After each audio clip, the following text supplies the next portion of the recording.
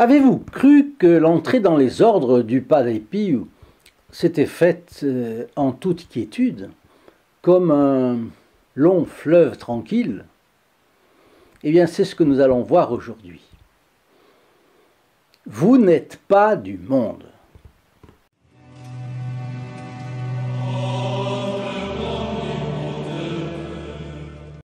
Chers amis fidèles du Padre Pio, bonjour, mon nom est Jean Goyard et vous assistez au programme sur les pas du Padre Pio. Aujourd'hui, je vais vous lire une lettre que le Padre Pio a écrite.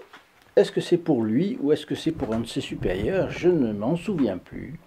Et ce n'est pas dit dans le livre que j'ai là, mais elle a été écrite quand il avait 31 ans, en 1918, juste après la guerre, donc la Première Guerre mondiale. Et cette lettre se rapporte à la vie intime que Francesco Forgione avait en 1898, quand il avait 11 ans.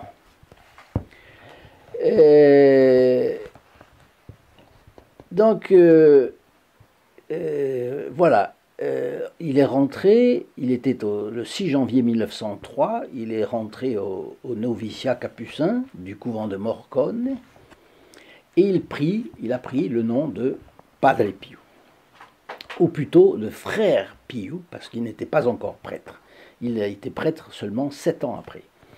Il a été au noviciat et au séminaire le pénitent classique, nous dit ce livre, mais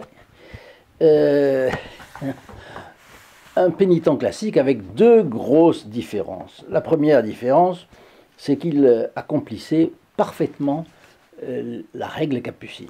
Et ça, c'est très difficile parce qu'on arrive avec des habitudes différentes et on se moule dans un programme qui est très exigeant. Le capucin, vous savez, c'est la plus exigeante des branches des frères franciscains. Et puis la deuxième grosse différence, c'est qu'on ne lui connaissait pas de défauts. Alors quand on vit avec quelqu'un, les défauts apparaissent très vite. Quand on vit en communauté, c'est très facile. On vit presque 24 heures sur 24 ensemble. Et donc non, on ne lui connaissait pas de défauts. Alors il priait avec ferveur, jour et nuit, il jeûnait des semaines entières, il avait l'humilité profonde, l'obéissance héroïque et moins apparent mais très réel, un amour dévorant, c'est peut-être là le plus important, un amour dévorant pour le tout et pour tous. Le tout, c'est Dieu, pour tous, c'est le prochain. On dit que le diable, sous différentes formes, le tourmentait et le terrorisait. Et on va voir comment il était tourmenté par le diable, justement. Il commence sa lettre. Depuis ma naissance, je dois vous dire, vous qui découvrez cette chaîne, savez-vous que notre objectif est d'amener dans les foyers la présence consolatrice du grand moine catholique du XXe siècle qui est Saint Pio de Pietrelcina. À travers une vie foisonnante de miracles, sa mission ici-bas a été d'arracher les âmes aux griffes du diable. Canonisé par Jean-Paul II en 2002, il continue avec encore plus de force d'arracher les âmes au diable depuis le ciel où il se trouve. Nous diffusons ici sa photo gratuitement et franco de port. Si vous la désirez pour vous ou un proche, c'est facile, il vous suffit de téléphoner au 08 05 36 08 47, appel gratuit depuis la France métropolitaine, coup d'un appel local depuis les Dom-Tom et depuis le Canada, composez le 1 844 398 88 67. Donc, je reprends. Depuis ma naissance, l'époux bien-aimé de nos âmes a montré sa toute particulière prédilection pour l'abjecte créature que je suis. Il faut voir dans les auteurs spirituels, l'abjection veut dire notre misère. Saint François de Sales parle de l'abjection dans son introduction à la vie dévote. Et quand il parle à Philothée, il dit ça. Et là, le Padre Pio aussi, bien sûr, plus on monte dans la sainteté, plus on se trouve abject, c'est-à-dire plus on voit la différence entre la grandeur, la magnanimité, la sainteté de Dieu, et puis la pauvre créature, qui est archi-limitée, qui ne peut rien toute seule. Dieu m'a montré que non seulement il serait mon sauveur et mon bienfaiteur insigne, mais aussi l'ami dévoué, sincère et fidèle, l'amour infini et éternel, la consolation, la joie, le réconfort et toute ma richesse. Quand mon cœur, même brûlant pour le tout et pour tous, se tournait innocemment et inconsciemment vers la créature, il me reprenait avec une grande douceur. C'était la voix mélancolique d'un tendre père qui montrait à son enfant les dangers auxquels il serait exposé dans la vie. C'était la voix d'un père plein de bonté qui murmurait aux oreilles de son enfant de laisser ses amours enfantines et innocentes, de laisser la boue et de se consacrer à lui. On voit là qu'est-ce qui se passe pour une créature normale. Oui, on suit le cours de la vie, on fait ses études, ou on n'en fait pas, mais c'est normal. On a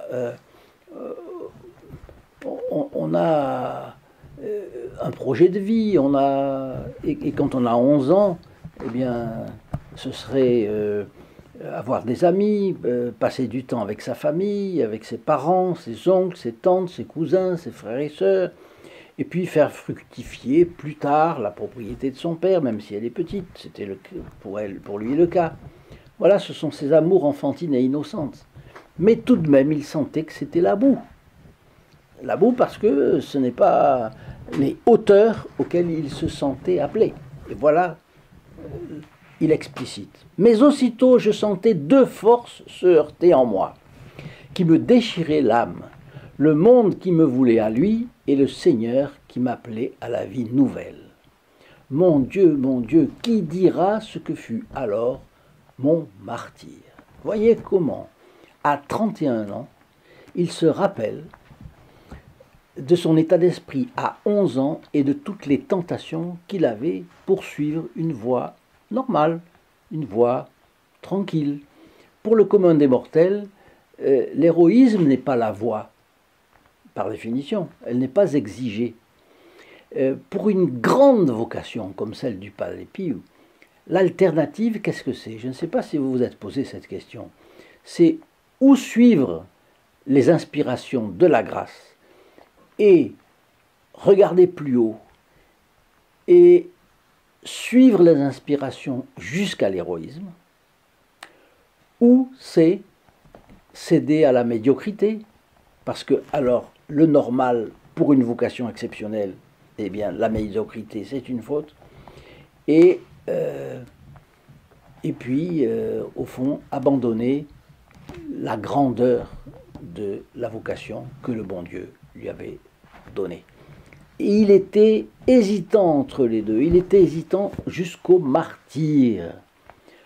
Pourquoi? Parce que c'était une lutte intérieure, et on le voit là. Le seul souvenir de cette lutte intérieure gèle le sang dans mes veines. Et pourtant, 20 années se sont écoulées ou sont près de s'écouler depuis ces jours-là. Je sentais le devoir de t'obéir, ô Dieu véritable et bon. Mais tes ennemis, qui sont les miens, me tyrannisaient. Ils se moquaient de moi, ils me disloquaient les os et me tordaient les entrailles. Oui, parce que s'il cédait à la vie banale, eh bien, il sentait qu'il serait sous l'emprise. Il se rendait compte que peut-être le démon arrêterait de le tenter après. Mais à ce moment-là, il sentait que le démon cherchait à l'éloigner de Dieu, et c'est cela qui lui disloquait les os et lui tordait les entrailles. Comment réunir au Seigneur mes forces pour fouler aux pieds d'une solution ferme les séductions d'abord et la tyrannie ensuite de ce monde qui n'est pas le tien? Parce qu'il voyait bien, il a compris déjà à 11 ans que Dieu est en opposition avec le monde. Et le prince de ce monde, c'est ça. Et que le prince de ce monde essayait de le dévier des hauteurs auxquelles Dieu l'appelait.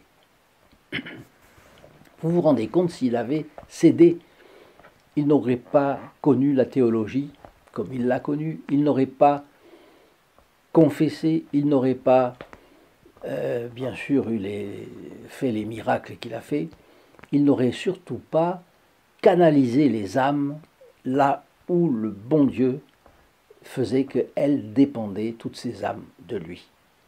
Dans sa vie, combien d'âmes le Padre Pio a-t-il sauvé? Quand il est arrivé au ciel, combien d'âmes, quelles sont les cohortes d'âmes de toutes les nations qui étaient là pour accueillir le Padre Pio, et lui après qui est resté à la porte du paradis, comme il le disait, pour accueillir tous ses fils et filles spirituels jusqu'au dernier.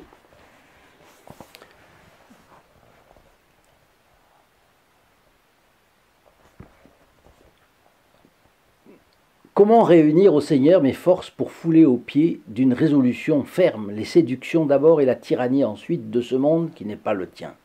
Tu connais, ô mon Dieu et mon époux, les larmes brûlantes que j'ai versées devant toi en ces jours de passion. Tu as entendu mes gémissements. Vous voyez comme comment l'âme du Padre Pio, à 11 ans, était déchirée, où il sentait cet attrait des hauteurs, l'attrait des cimes, et d'un autre côté, l'envie de rester péniblement, tranquillement peut-être, dans sa famille, mais ce n'était pas sa voie. Ma vie semblait s'arrêter véritablement quand je demandais à mourir plutôt que de me dérober à ton appel. Autrement dit, il sentait qu'il était faible, qu'il risquait de se dérober à l'appel du bon Dieu, et à ce moment-là, il demandait au bon Dieu de le prendre, de lui arrêter la vie et de le prendre avec lui. C'était quelqu'un qui savait qu'il était en état de grâce. Il mourrait, il allait au ciel. Voyez, mais il était appelé à autre chose. Mais toi, ô Seigneur, après avoir fait sentir à ton enfant tous les effets d'un véritable abandon, tu t'es levé enfin, et de ta main puissante, tu m'as conduit là où tu m'avais appelé. Autrement dit, il y a un moment donné où le bon Dieu a trouvé que l'épreuve avait suffi.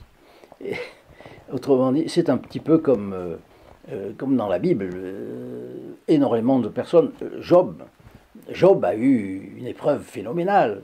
Il a perdu tous ses enfants, sa femme l'avait abandonné, ses amis l'ont critiqué de toutes les formes possibles et imaginables parce que de riche qu'il était, il avait perdu sa fortune. Et de bonne santé qu'il avait, eh bien, il est tombé dans la maladie. Alors tout le monde disait c'est un châtiment, voilà, c'est un châtiment de Dieu. Et lui, au lieu de maudire Dieu, eh bien, il acceptait humblement. Bon, il lui arrive exactement la même chose. Mais il y a un moment donné où Dieu arrête l'épreuve, et à ce moment-là, le Padre Pio s'est trouvé dans la voie. Il a continué à avoir les souffrances, mais cette épreuve-là, il ne l'avait plus. Grâce te soit rendue aux louanges et louanges sans fin au Seigneur, c'est alors que tu as caché ton enfant aux yeux du monde et que tu lui as confié une très grande mission connue de toi seul et de moi. Et donc, en fait, c'est là qu'il rentre au couvent. Et alors là, il se croit caché.